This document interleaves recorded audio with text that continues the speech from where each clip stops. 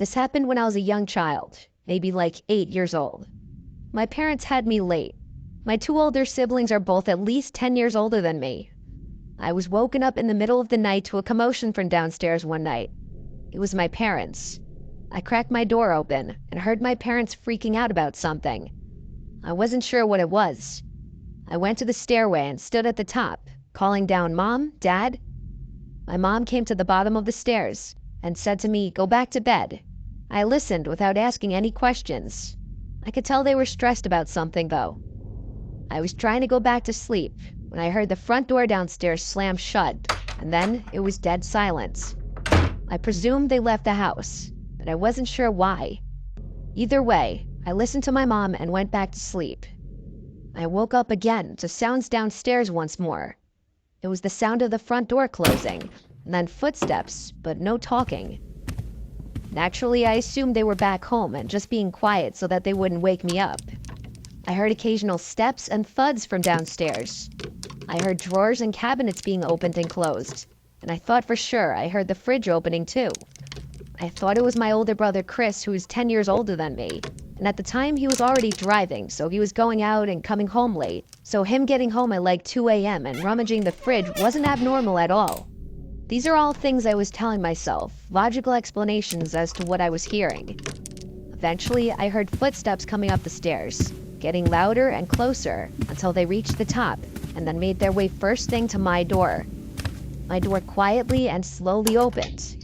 I didn't sit up or move. I just had my eyes open facing the door as I was still laying down. There weren't any lights on outside of my room. Whoever was walking around was doing so in the dark, so all I saw was this black mass at my doorway, resembling the shape of someone's head. I said every name starting from Chris to Mom to Dad. Then I just said, "Who's there?" They didn't reply. They just closed the door, and I was left there confused but mildly creeped out. I heard footsteps going downstairs. I was convinced it was my dad now, just coming to check on me after getting home, though I wasn't sure why he was ignoring me. I didn't hear anything from downstairs for a while now. I allowed curiosity to get the better of me, and I went downstairs in the dark. I kept all the lights off as I was approaching the kitchen, and I froze at the doorway, noticing a tall figure standing right in the middle of the kitchen. I said, "Dad?" assuming it was him just based off the size of this person. A deep voice said, "Go back upstairs." I ran back up the stairs to my room and closed the door and jumped under the covers. All I was thinking was, why did my dad's voice sound like that? The reality of a stranger being in the house didn't dawn on my innocent little mind. Not until a little later, when I heard the front door opening and a commotion from downstairs again. The voices of my parents. I went to the top of the stairway again, and they were shocked to see I was still awake. I asked what happened. They told me that Chris had a little accident, but that he was going to be fine. I found out months later that he had gotten into a car accident driving in a condition that he shouldn't have been driving in. My parents got a call from the hospital, and so they rushed to see him first thing, leaving me to sleep. I asked my dad if he had come in my room before, and that was when I learned that they had been gone for hours. My mom started freaking out, yelling at my dad because he had neglected to lock the door when they rushed out of the house.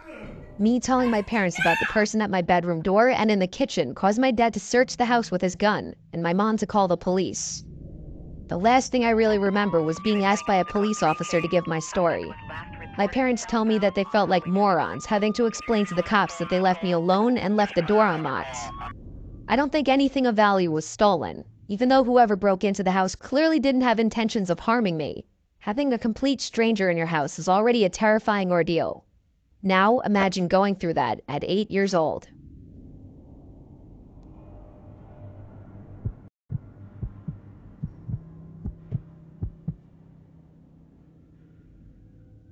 It was around 2013 to 2014.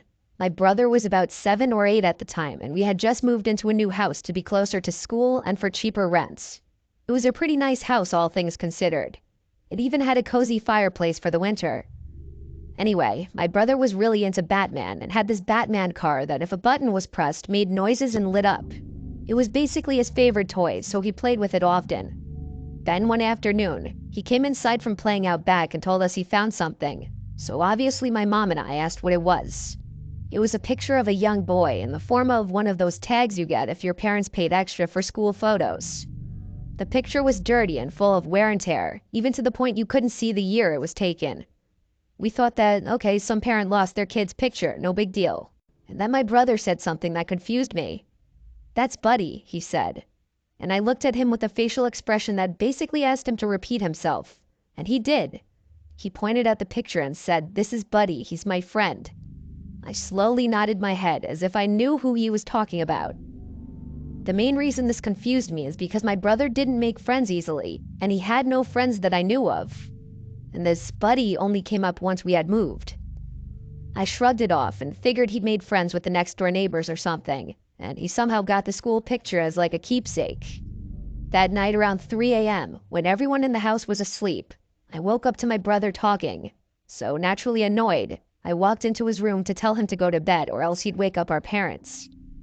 It was weird because when I walked into his room, he was sitting up straight in his bed as if he was actually talking to someone and not just to himself or his toys. I told him to go to bed and I went to bed myself. A couple days later, my mom was talking to me about my brother and asked if I'd seen him get up at night. And I said no, I woke up to him talking a few nights ago, but that was it. Why? And she said he had been acting weird. But as usual, we both shrugged it off as him being a kid. Now in my room, my bed was right across from my door, meaning if I turned over, I could see into the hallway right in front of me.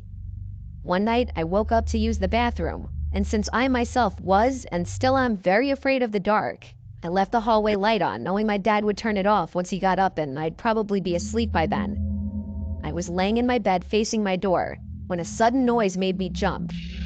It was my brother's damn Batman car. It was making noises. So I got up to tell my brother that he shouldn't be up this late playing. But when I got into his room, he was asleep in his bed with the toy across the room on the floor still making noise. I walked over to it to turn it off. I was finally able to go back to sleep, but the following days, my brother would not shut up about Buddy. It was honestly starting to freak me out, so I went over to the neighbors' houses to the right and left of us. One house didn't even have kids, and the other was vacant. This started to worry me, but my dad said it was probably just an imaginary friend he came up with. I went along with it since I couldn't think of any other solution. But almost every night, one of us, my mom, dad, or sister, would say we heard my brother's toy making noise and had to go into the room and turn it off. I explained that I had to do it as well, and once again brought up my brother talking to someone one night. My dad swore up and down that the toy was probably motion activated, but when we bought it, there was no advertisement for motion activation. My sister and I were so unnerved by it that we started to sleep in my room together, which I'm glad we did, or else I'd probably write this off as a bad dream. My sister and I were talking, trying to keep each other calm and in good spirits, until we heard the dreaded noise of my brother's toy. We both looked toward my open door and into my brother's room, which was right across mine into his room. Our expressions turned into those of horror as we saw our brother's toy rolling past the door all on its own. We screamed and ran to our parents' room, and they got mad at our brother, saying it was a cruel joke to play on us. As we were already freaked out, what he said sent chills down my spine. It wasn't me, but he wanted to play. That night, the toy went into the trash, batteries taken out and all. My sister and I were relieved until the next day, my brother had the toy again. My parents accused him of getting it out of the trash, to which he responded, "Buddy got it for me." The toy was broken into small pieces and thrown away for the final time. My brother was obviously upset, but our parents got him a new Batman figurine and everything was fine. It wasn't until about a week later, when we all felt that everything was okay now and that Buddy was gone. My mom was cooking chicken breasts on the countertop George Foreman grill, and she had come into the living room to ask us something. And then we all jumped as we heard it crash in the kitchen. We went in there to see the George Foreman grill halfway across the kitchen, as if it had been thrown. My mom swore it was nowhere near the edge, and my dad had no explanations. Nothing happened afterwards, and we moved out about a year later. But to this day, I wonder if my brother's imaginary friend Buddy wasn't imaginary.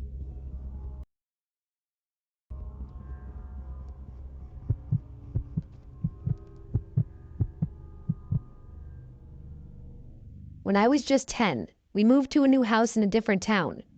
I was entering a new elementary school as a 5th grader, which is always tough. Starting out, it was a bit awkward, as all the kids already knew each other, as I was just some random kid entering the scene. In my elementary school, you were made to sit with the kids from your class during lunch, and I remember it being really awkward the first few days at school. Kids are extremely judgmental around that age, and I was judged as the new kid, so it made making new friends more difficult. But those initial days of being the new kid on the block, I actually met a few of the kids on the block. One of the kids was Dan, who went to a private school, so we went to different schools. We met while I was biking down the street, and he asked if I had just moved into the house on the corner. We started hanging out from there. Then, a few days later, I met Alex. Alex actually rang the bell one day and asked my parents for me. I was confused when my parents called me to the door and introduced me to him. He said he lived down the block and wanted to know if I like video games. Of course, I said yes, and he invited me over to his house to play Grand Theft Auto San Andreas. I didn't have that game, but I really wanted it, so I said yes. We walked to his house, which was literally the corner house at the opposite end of the block. Right away, I felt like the house looked less nice than every other house on the block. It was the same size as most, but it just looked run down and not taken care of. There was no grass. The front yard was just 2 big patches of dirt with a walkway cutting through them to the front door. We entered the house, and it was equally disheveled inside. It was like a house of hoarders. Boxes and junk everywhere in every room. He led us to the basement, which smelled like 15 cats lived down there. Weirdly enough, there didn't seem to be any pets. The basement was a pigsty. It may have been the messiest room in the house. We sat on this brown leather couch placed right in front of the TV. He had a GameCube and PS2. He'd booted up San Andreas and we played the 2-player mode. And it was actually fun, and in that moment, I thought I was gonna like Alex and would want to be friends with him. Eventually, I wanted to go home, and so I said I gotta go. And he seemed really disappointed, like he wanted to keep hanging out. We'd already been playing for like 2 hours though, so I just wanted to go home. He followed me halfway home until I said see you later, basically saying in a friendly way, alright, go away now. That was the first warning sign that Alex was a wacko, but I didn't find it concerning just yet. The next day, Alex rang the doorbell again and asked my parents if I could come play. This time we played GameCube in my room for about an hour. Not to sound mean or judgmental, but I was starting to not really like him just because I felt like he was weird and he made me uncomfortable with how physically close he got to me. The next day after school, he rang the bell again. I wasn't really in the mood and told my mom to tell him I don't feel good, so he left. I would rather hang out with Dan, honestly, because I just liked him more. That same day, I rode my bike up to Dan's house to see if he could hang out. He was down, so we started riding our bikes further up the block.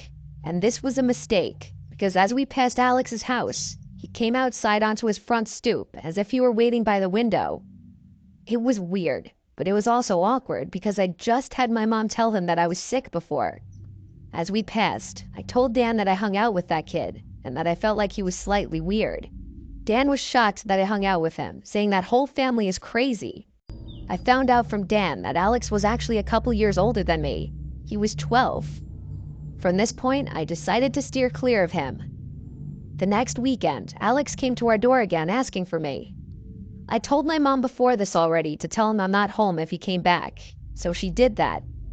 But late that night, I woke up to my window completely open and a cool breeze blowing into the room. It was a chilly September night, so I most definitely left the window closed originally. Waking up to an unexpected breeze made me question who could have done that. Then I felt something poke my foot and I screamed. I looked at the foot of my bed and saw Alex.